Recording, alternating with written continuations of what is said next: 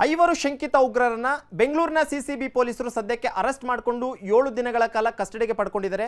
ಕಸ್ಟಡಿಗೆ ಪಡ್ಕೊಂಡು ಇನ್ವೆಸ್ಟಿಗೇಷನ್ ಅನ್ನು ಕೂಡ ಈಗಾಗಲೇ ಶುರು ಮಾಡಿರುವಂತದ್ದು.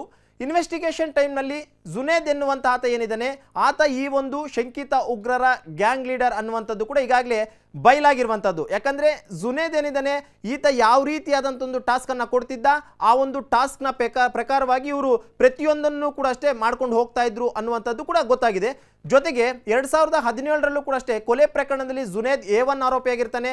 ಆತ ಜೈಲಿಗೆ ಹೋದಂತಹ ಟೈಮ್ನಲ್ಲಿ ಅಲ್ಲಿ ಏನು 2008ರ ಒಂದು ಸೀರಿಯಲ್ ಬ್ಲಾಸ್ಟ್ನಲ್ಲಿ ಭಾಗಿಯಾದಂಥ ವ್ಯಕ್ತಿಯ ಜೊತೆ ಆತ ಸೇರಿಕೊಂಡು ಈ ಸಂಪೂರ್ಣವಾದಂತಹ ಭಯೋತ್ಪಾದನಾ ಕೃತ್ಯದಲ್ಲಿ ಭಾಗವಹಿಸುವಂಥ ನಿಟ್ಟಿನಲ್ಲಿ ಒಂದಷ್ಟು ತರಬೇತಿಯನ್ನು ಕೂಡ ಪಡ್ಕೊತಾನೆ. ಆ ಒಂದು ತರಬೇತಿ ಆದಂತಹ ಬಳಿಕ ಜುನೇದು ಜೈಲಿನಿಂದ ಜಾಮೀನಿನ ಮೇಲೆ ಹೊರಗಡೆ ಬರ್ತಾನೆ.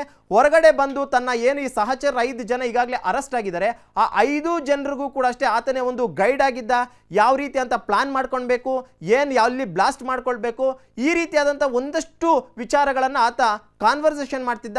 ಆದರೆ ಇನ್ನೊಂದು ಪ್ರಮುಖವಾದಂಥ ವಿಚಾರ ಏನು ಅಂತಂದರೆ, ಪ್ರಮುಖವಾದಂತಹ ಶಂಕಿತ ಉಗ್ರ ಜುನೇದ್ ಏನಿದ್ದಾನೆ ಈತ ವಿದೇಶಕ್ಕೆ ಎಸ್ಕೇಪ್ ಆಗಿರುವಂಥದ್ದು. ಯಾಕಂದ್ರೆ ಈತ ವಿದೇಶಕ್ಕೆ ಎಸ್ಕೇಪ್ ಆಗ್ತಾನೆ.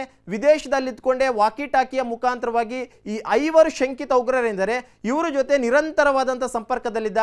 ಜೊತೆಗೆ ಬೆಂಗಳೂರು ನಗರದಲ್ಲಿ ಯಾವ್ಯಾವ ಪ್ಲೇಸ್ನಲ್ಲಿ ಬಾಂಬ್ ಬ್ಲಾಸ್ಟ್ ಮಾಡಬೇಕು, ಯಾವ್ಯಾವ ಪ್ಲೇಸ್ನಲ್ಲಿ ಏರ್ ಫೈರ್ ಮಾಡಬೇಕು ಅಥವಾ ಯಾವ್ಯಾವ ಪ್ಲೇಸ್ನಲ್ಲಿ ಫೈರ್ ಮಾಡಬೇಕು, ಈ ರೀತಿಯಾದಂಥ ಒಂದಷ್ಟು ಕಾನ್ವರ್ಸೇಷನ್ನ ಆತನ ಬಳಿ ಇದ್ದಂಥ ವಾಕಿ ಟಾಕಿಯ ಮುಖಾಂತರವಾಗಿ ಮಾಡ್ತಿದ್ದ.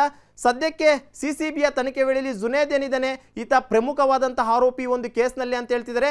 ಜೊತೆಗೆ ಈಗಾಗಲೇ 2008ರಲ್ಲಿ ಆದಂತಹ ಸೀರಿಯಲ್ ಬ್ಲಾಸ್ಟ್ ಇತ್ತು, ಅದರಲ್ಲಿ ಪ್ರಮುಖ ರೂವಾರಿಯಾಗಿದ್ದಂಥ ನಾಜೀರ್ ಏನಿದ್ದಾನೆ ಆತ ಈಗಾಗಲೇ ಪರಪ್ನ ಅಗ್ರಹಾರದಲ್ಲಿದ್ದಾನೆ. ಆತನನ್ನ ಬಾಡಿ ವಾರೆಂಟ್ ಮೇಲೆ ತಗೊಂಡು ಇನ್ವೆಸ್ಟಿಗೇಷನ್ ಮಾಡೋದಕ್ಕೆ ಮುಂದಾಗ್ತಿದ್ದಾರೆ.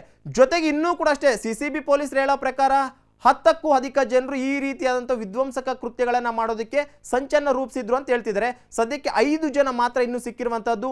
ಉಳಿದಂತಹ ವ್ಯಕ್ತಿಗಳಿಗೋಸ್ಕರ ಕೂಡ ಸಿಸಿಬಿ ತಂಡದವರು ಸ್ಪೆಷಲ್ ಆದಂತಹ ಟೀಮ್ ಅನ್ನು ಮಾಡಿಕೊಂಡು ಒಟ್ಟು 4 ವಿಶೇಷ ತಂಡಗಳಿಂದ ಹುಡುಕಾಟವನ್ನು ಮಾಡ್ತಾ ಇರುವಂಥದ್ದು.